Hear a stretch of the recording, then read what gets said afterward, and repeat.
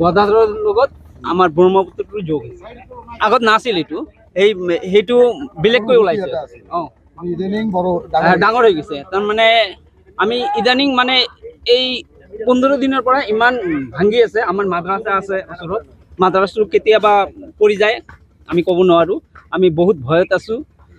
মই চৰকাৰৰ ওচৰত মই বিনম্ৰভাৱে অনুৰোধ কৰি আছোঁ যাতে আমাৰ এই অঞ্চলটো ধুবুৰীটো আমাৰ একদম 200 মিটাৰ ওচৰতে আমাৰ টাউনখন।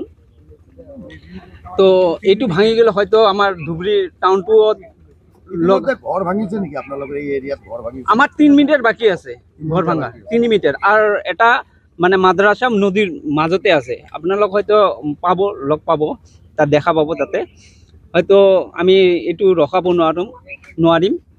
আৰু আমি সেইকাৰণে মই চৰকাৰৰ ওচৰত মই বিনম্ৰভাৱে মই অনুৰোধ কৰিছোঁ যাতে আমাৰ এই অঞ্চলটো যাতে শিৱসাগৰৰ নিচিনা যাতে নহয়। তো সেইকাৰণে কিবা এটা উপায় কৰি দিয়ে যেন আমাৰ হিমন্ত মামা জানে। আমাৰ ধুবুৰী অঞ্চলৰ মানে আধা পৰিয়াল যিটো আছে মানে 1000ৰো বেছি মানে মানুহ আছে। সেই মানুহখিনি এতিয়া মানে ঘৰ দুৱাৰ এনেকুৱা হৈ আছে যে এতিয়া ঘৰ ভাঙি পৰিব, মানে বেছি দূৰ আৰু নাই নদীখিনি।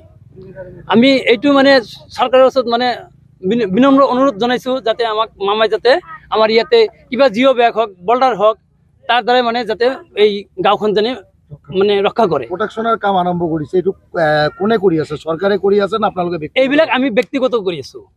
ৰাইজৰ দান বৰঙণি কিমান দূৰ এৰিয়া কৰি আছে? আমি এইটো মোটামুটি আপোনাৰ 500 মিটাৰ অলৰেডি কৰিছোঁ।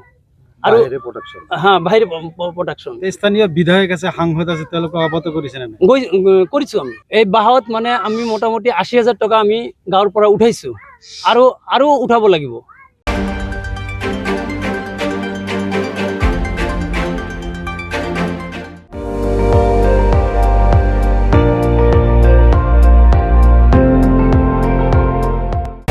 আপুনি চাই আছে ND24, সৰ্বশ্ৰেষ্ঠ নহয় সৰ্বোত্তমৰ দৌৰ।